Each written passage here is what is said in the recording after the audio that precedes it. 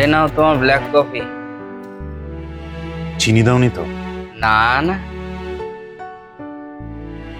মিনু তো বারবার বারণ করে গেছে যে তোমার কফিতে যেন চিনি না দেয়। তোমার নাকি মিষ্টি টিষ্টি খাওয়া বারণ এখন। ছাড়ো তো, সব ডাক্তারই একই কথা বলে, তারপরে নিজেই লুকিয়ে লুকিয়ে খায়। তুমি তুমি কিন্তু একদম পাল্টাওনি দাদা। আর সারা জীবন আমি এরকমই থাকবো, কেমন? আচ্ছা শোনো না, বলছি যে মিনু কোথায় বলো তো? নিচে আছে কি? আসলে ভোরবেলা উঠে আমি কটা প্যারাগ্রাফ আরো লিখেছি, তো ভাবছিলাম ওকে শোনাবো। কি কি লিখেছে গো? একটা নভেল লিখছি। নোবেল? ও ও ওই যে ওই বুড়ো ঠাকুরকে দেওয়া হয়েছিল সেটা? না কার্তিক দা, না। যেটা রবি ঠাকুরকে দেওয়া হয়েছিল সেটা হচ্ছে নোবেল, আর আমি যেটা লিখছি সেটা হচ্ছে নভেল, মানে উপন্যাস। কেমন? ও বুঝেছি, গল্প। ভালো ভালো। জানো আমার না গল্পের বই পড়তে খুব ভালো লাগে। হ্যাঁ, ওই ওই যে আমাদের কুমোরপাড়ার লাইব্রেরিটা আছে না, হ্যাঁ, ওখান থেকে মাঝে মাঝে গল্পের বই নিয়ে আসি। মিনু বলেছে গল্পের বই পড়লে নাকি দেশে বিদেশের খবর জানা যায়। বাহ, এ তো দারুণ অভ্যেস। এটা না কোনোদিন ছাড়বে না অভ্যেসটা, ঠিক আছে? না গো, আমার বই পড়তে খুব ভালো লাগতো। ক্লাস 7 অবধি উঠেছিলাম জানো।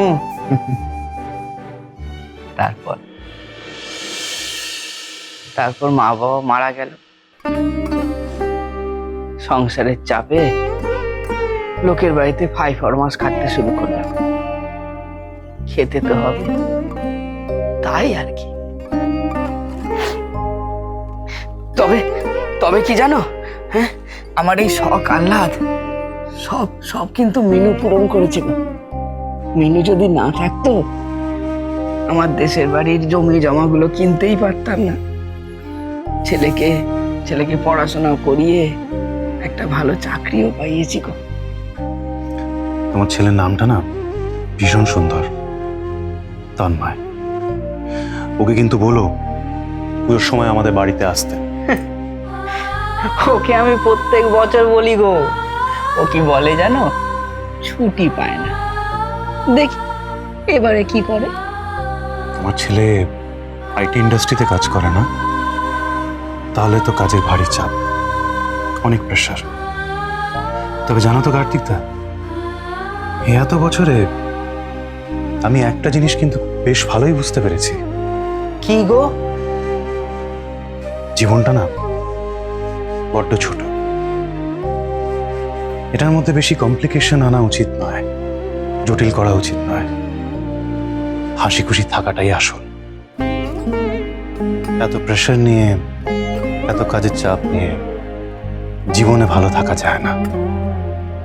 একটা বয়স অবধি আমাদের সবারই মনে হয় যে আমাদের একটা জায়গায় পৌঁছতে হবে, তার উপরে কোনো জায়গা থাকলেও সেখানেও আমাদের পৌঁছানো উচিত। হয়তো একটা এক্সপেন্সিভ গাড়িও কেনা উচিত। কিন্তু জীবনে ভালো থাকার জন্য না এসব কিছু দরকার নেই।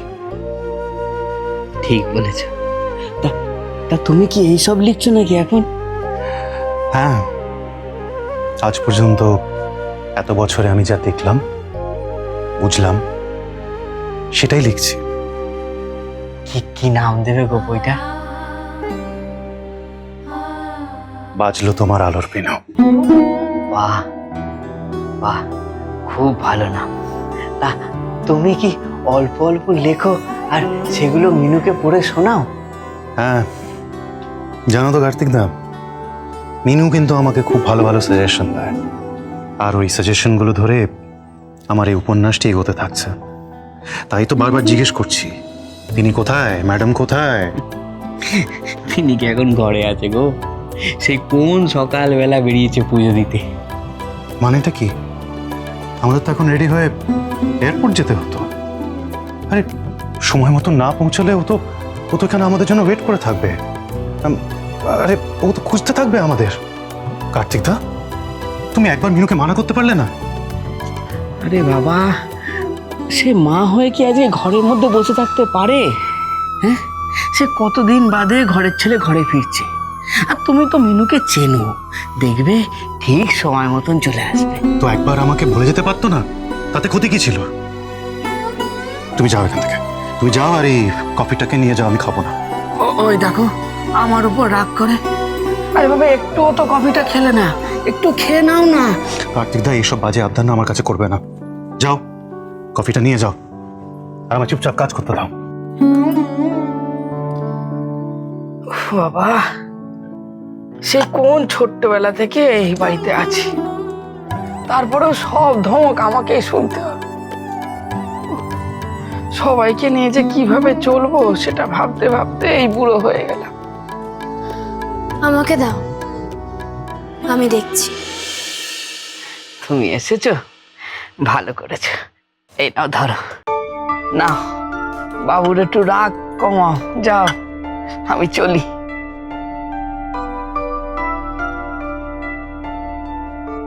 কি হয়েছে? আবার রাগ করলে কেন?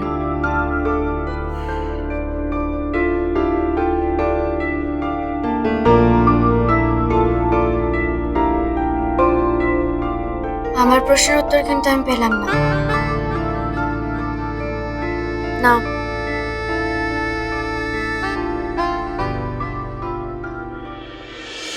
কফিটা খেয়ে নাও। খাবো না বললাম তো, কার্তিক দাকে বললাম তো, শুনলে না তুমি? আচ্ছা, আমার উপরে রাগ সেটা যদি তুমি কফির ওপর দেখাও, তাহলে কি লাভ শুনি? নাও, কফিটা খেয়ে নাও বলছি। তোমায় না আজ অন্য দিনের থেকে অনেক বেশি সুন্দর লাগছে। কারণটা কি? সেই কারণটা তুমি এত বছরেও খুঁজে পেলে না? জীবনের সব রহস্যের সমাধান যদি করেই ফেলি, তাহলে জীবনটা বড্ড বোরিং হয়ে যাবে যে। যদিও আই ক্যান গ্যাস। কিরকম? এত বছর পর ছেলে বাড়ি আসছে, তাই তো। একদম ঠিক, একদম ঠিক বলেছ। ছেলে যখন অনেক অনেক দিন পর মায়ের কাছে ফিরে আসে, তখন না মায়ের মুখও আলো আলো হয়ে ওঠে। ওই অপেক্ষার রং লাগে আর কি।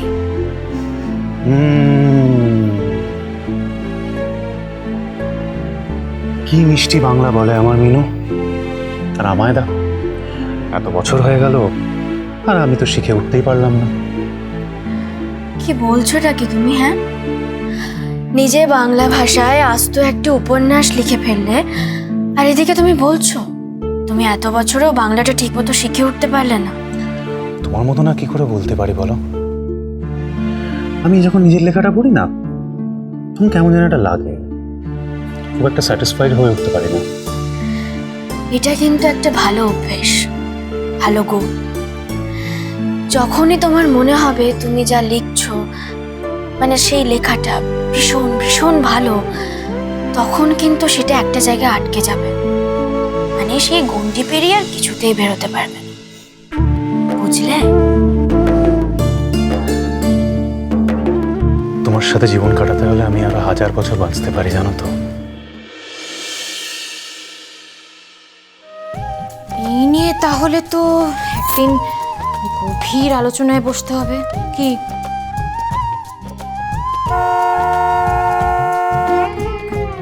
ও এত তাড়াতাড়ি চলে এলো?